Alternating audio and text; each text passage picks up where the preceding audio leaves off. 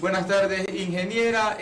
A lo que respecta sobre el tema del COE nacional, ¿qué opina usted sobre los cambios actuales del sistema judicial y sus efectos negativos? Ante todo, muy buenas tardes.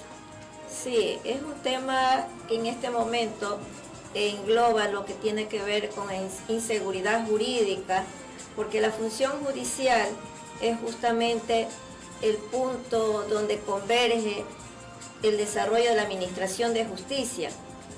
Y propiamente en el caso de que en estos momentos se han interpuesto algunas acciones de protección contra el COE nacional, esa inseguridad jurídica se ha sentido en la actuación de la jueza en una de las acciones de protección del 28 de enero del 2022. Prácticamente la jueza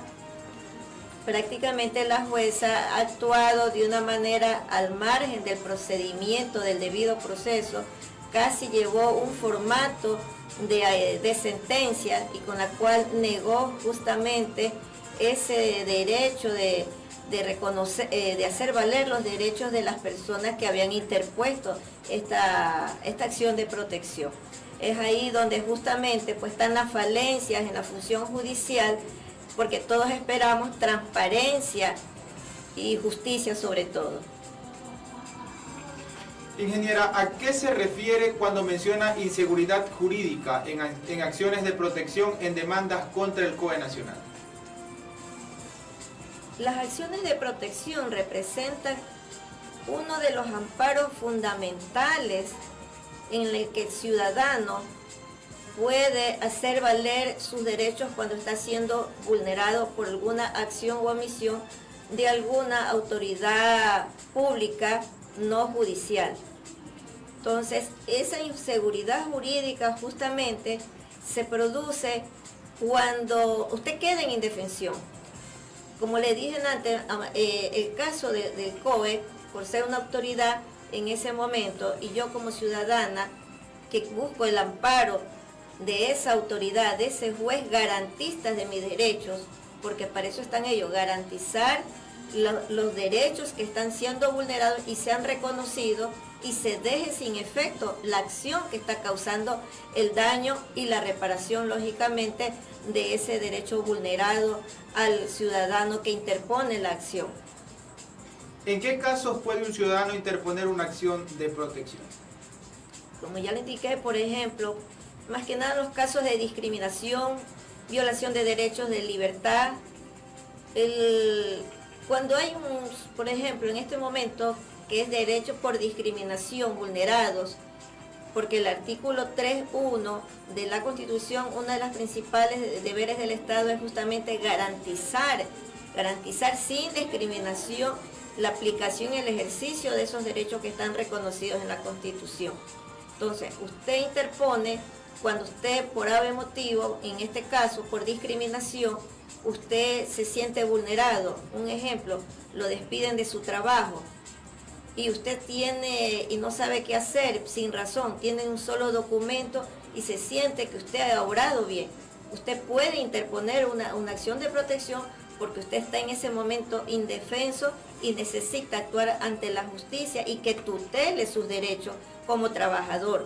Entonces usted puede acudir mediante un amparo, lo interpone ante un juez, lo sortea y el juez, cuando resuelve, tiene que motivar en derecho, en la parte del hecho donde se ha causado el daño, tiene que aplicar la normativa jurídica de la norma constitucional y la ley también por los del debido proceso, tiene que aplicar las normas constitucionales. O sea, la seguridad jurídica es justamente esos pilares en los cuales se sustenta el ejercicio de los derechos.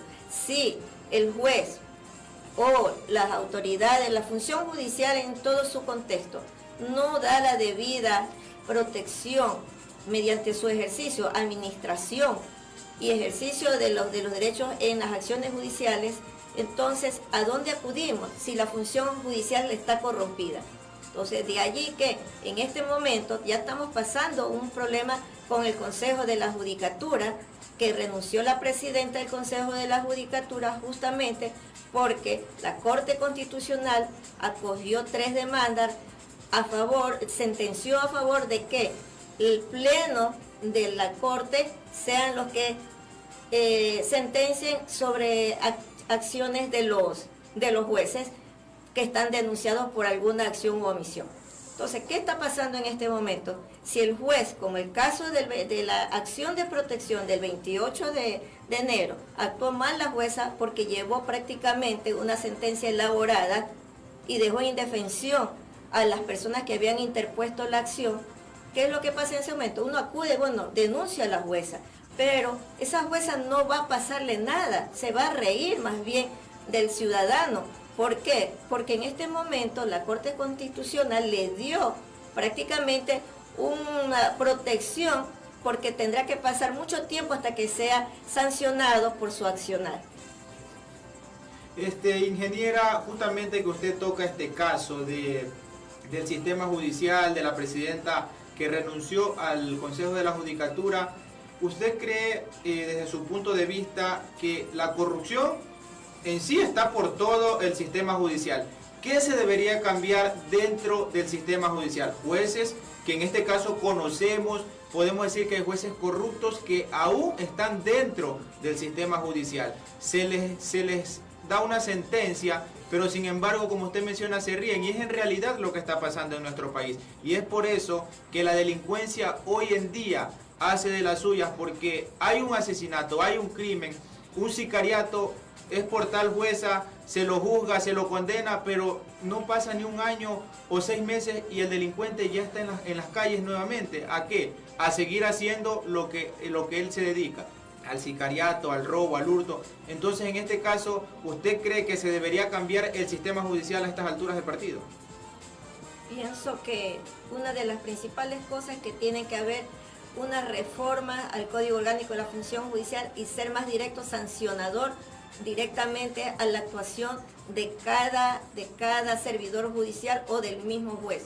Porque, por ejemplo, el error inexcusable, la inadecuada administración de justicia o el retardo injustificado, en este momento, como le indicaba, la Corte Constitucional le quitó poderes, atribuciones a la presidenta del Consejo de la Judicatura, por eso fue que renunció.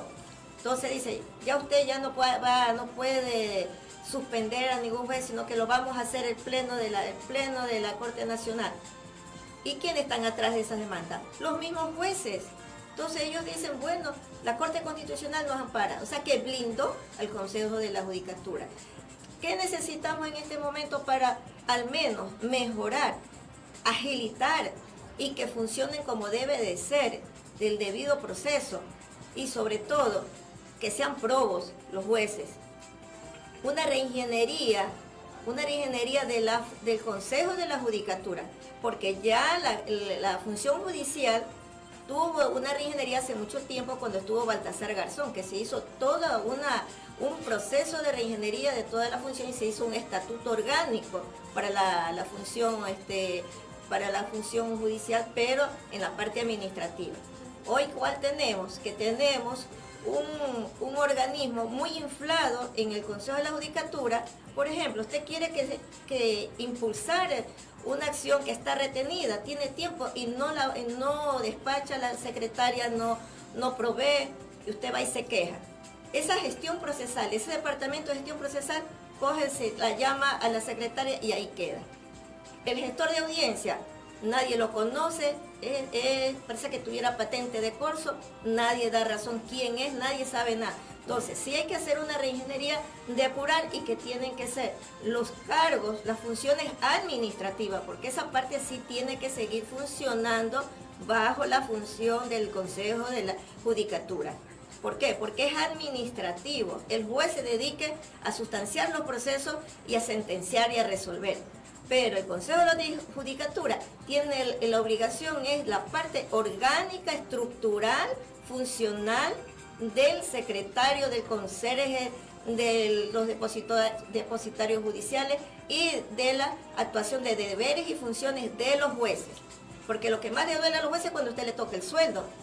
Entonces, tenemos que hacer una reingeniería al Consejo de la Judicatura, porque tenemos un organigrama muy grande ahí, que no está dejando fluir la gestión administrativa. Y eso es lo que también ha venido entorpeciendo. Bueno, agradecemos a la ingeniera Glenda García por habernos acompañado el día de hoy aquí en nuestros estudios de TV Digital. Bueno, como usted sabe, el tiempo en televisión es oro y se nos quedan algunos temas por tratar. Quizás otro día, en otra entrevista, podemos tratar los temas que podrían decírselo en este momento vamos a tratar, porque vamos a invitarla nuevamente para tener el tema de los fiscales corruptos que están dentro del sistema judicial. Le agradecemos a la ingeniera Glenda García por habernos acompañado. Nos vamos a